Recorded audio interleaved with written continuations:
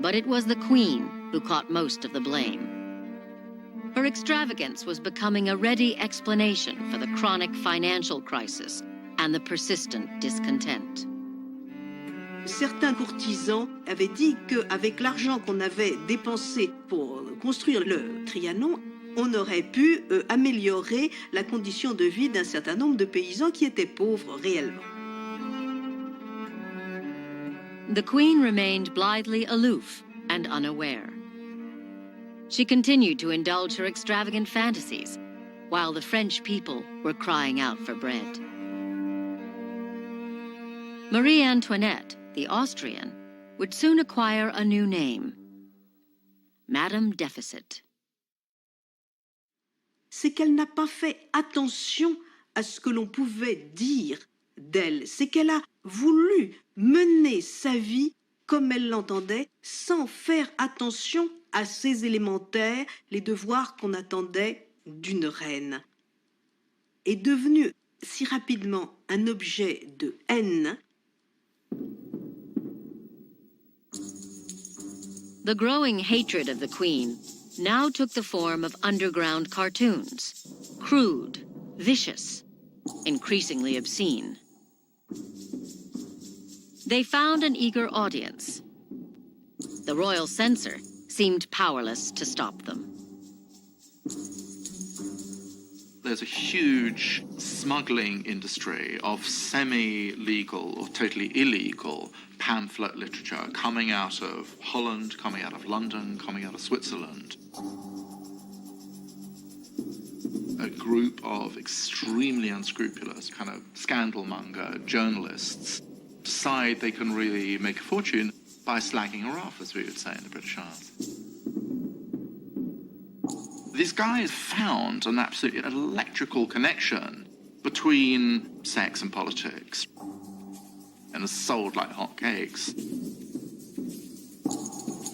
Marie Antoinette first did not react at all to the pamphlets. She had seen some of them, but she thought she could ignore them. They came from the vast world outside of Versailles, which means nothing for her. She was blind to what was changing in France. The sheer volume of underground pamphlets made it impossible for the government to control the poisonous attacks. Try and stop these vicious things by whatever means you can, the king told his police. But there was nothing to be done. The unimpeded flow of licentious engravings was creating a new, scurrilous image of the Queen, which would have a decisive impact on events to come. Marie Antoinette was becoming the most hated woman in France. The humiliating affair of the necklace fired the pens of scandal-mongering journalists, eager to satisfy the lascivious fantasies of a public convinced that the Queen would do anything to gratify her perverse desires. Tout est imaginable et tout va être imaginé par les pamphlétaires. L'homosexualité de la reine, sa manière d'aller chercher le plaisir chez d'innombrables amants. La reine est non seulement celle qui ne satisfait pas son mari, mais qui en même temps est prise de fureur utérine. C'est un peu le terme consacré par un pamphlet contre la reine Marie-Antoinette. Ces images sont absolument désastreuses pour l'image de la reine. L'image caractéristique du couple royal, c'est donc le roi Louis XVI qui n'arrive pas à avoir une érection.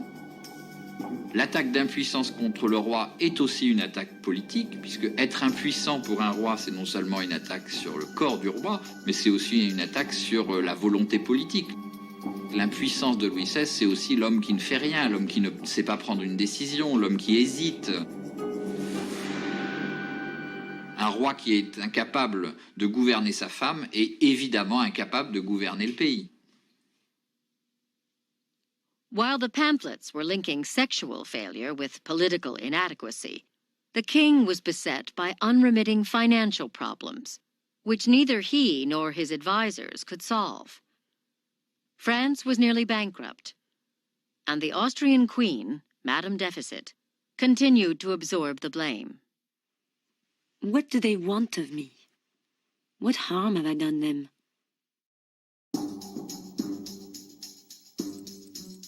The chorus of lies and hatred in the popular press grew more and more strident, assailing the Queen as the cause of France's trouble by coupling sexual degeneration with moral and political corruption. Marie Antoinette became the scapegoat.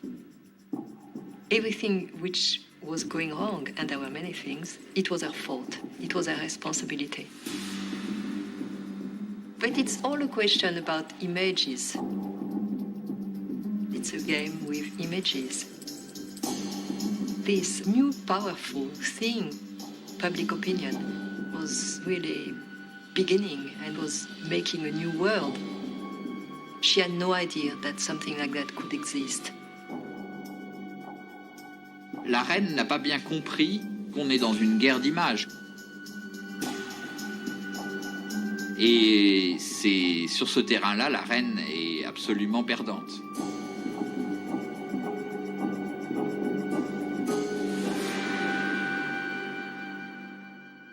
Gradually, the Queen became aware that she would have to respond to the torrent of savage attacks.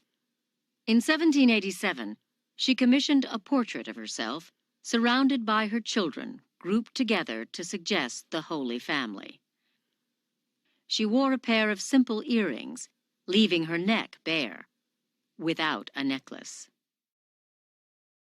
This is a classic example of damage containment. And you feel she understands the gravity of the situation.